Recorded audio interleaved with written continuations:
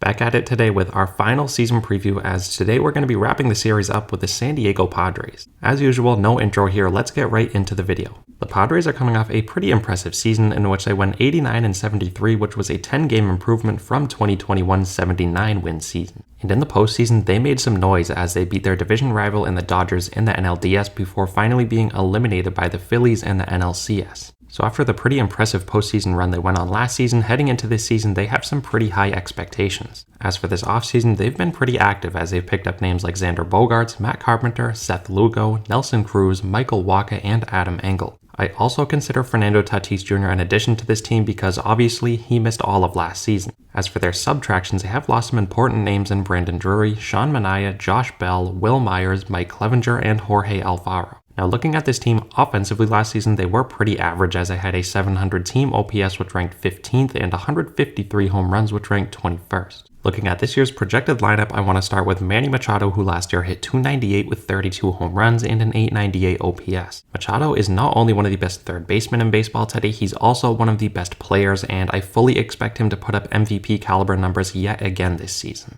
They have another superstar in Juan Soto, who did have a down year last year as he hit .242 with 27 home runs and an .853 OPS. The fact that those numbers are a down year for Soto shows just how good he is. He is one of the best 5 players in the league today, and I think he's going to have a huge bounce back season. As mentioned earlier, they also picked up Xander Bogaerts from the Red Sox, who last year hit .307 with 15 home runs and an .833 OPS. Bogaerts is one of the best shortstops in the game today, and I think he's going to benefit heavily going from a not-so-great offense in Boston to a very good offense in San Diego. They also have Fernando Tatis Jr., who in his last full season back in 2021 put up ridiculous numbers as he hit .282 with 42 home runs, 25 stolen bases, and a .975 OPS. Tatis is going to be out till the end of April due to his suspension, but once he's back, I do hope we see the MVP caliber Tatis that we have come to know in the past. He's one of my favorite players in the league, and I cannot wait to watch him this year. And we can't forget about Jake Cronenworth, who is a very good middle infielder who last year hit .239 with 17 home runs and a .722 OPS. Ha-Sung Kim is another really good middle infielder. I think the Padres are going to find a way to get him in the lineup because last year he was pretty good as he hit .252 with 11 home runs and 12 stolen bases. They also picked up Nelson Cruz from the Nationals, who did have a down year last year as he only hit .234 with 10 home runs, but I think he's going to get a lot of RBI opportunities in this lineup. Trent Grisham is another name in this lineup who I think will get some at-bats, as last year he hit .184 with 17 home runs and 7 stolen bases. Behind the plate, I think they're going to roll with Austin Nola, who last year hit .251 with 4 home runs. I think Matt Carpenter will also find his way into the lineup as last year with the Yankees, he hit .305 with 15 home runs and an .1138 OPS. As for a few other names who could see some at-bats in this offense, we have Jose Azocar and Adam Engel.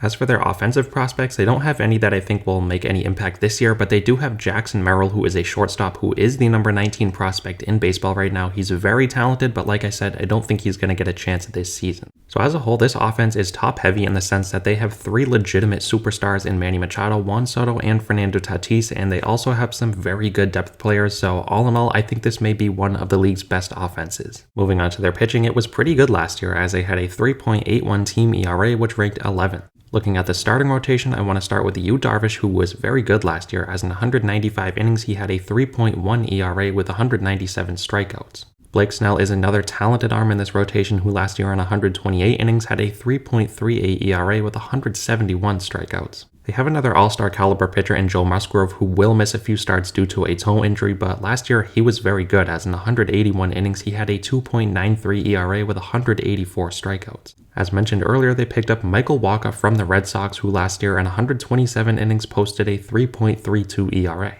As for the 5th spot in this rotation, I do think it's going to go to Nick Martinez, who was actually pretty good last year, as in 106 innings he had a 3.47 ERA. So as a whole, I'm a pretty big fan of this starting rotation. They have 3 all-star caliber pitchers in Yu Darvish, Blake Snell, and Joe Musgrove, so I think it's going to be a top 10 unit in baseball. Moving on to their bullpen, it was pretty average last year as they had a 3.83 bullpen ERA, which ranked 14th. For the 9th inning role, they will be rolling with Josh Hader, who did have a really weird season last year as he had 36 saves but also did have a 5.22 ERA. As for some other arms in this bullpen who will likely have an impact, we have Seth Lugo, Robert Suarez, Luis Garcia, Tim Hill, Drew Pomeranz, Steven Wilson, and Nabil Crismatt. So for this bullpen, I do think it will be improved. I think Josh Hader will be way better than last season, and I do like the depth, so I think this could be also a top 10 bullpen. So now that we went through this roster top to bottom, let's take a look at the Padres' outlook record-wise and go over why I think they are going to terrorize the rest of the league. As for a win total, I think they're going to be hovering around 100 wins, and I would not be surprised at all to see them go over 100 wins. Now, I say they're going to terrorize opposing teams because, at least offensively, I think they have 3 top 10 hitters in baseball in Fernando Tatis Jr., Juan Soto, and Manny Machado. There is not one pitcher in baseball who's going to want to have to face those 3 back-to-back-to-back, so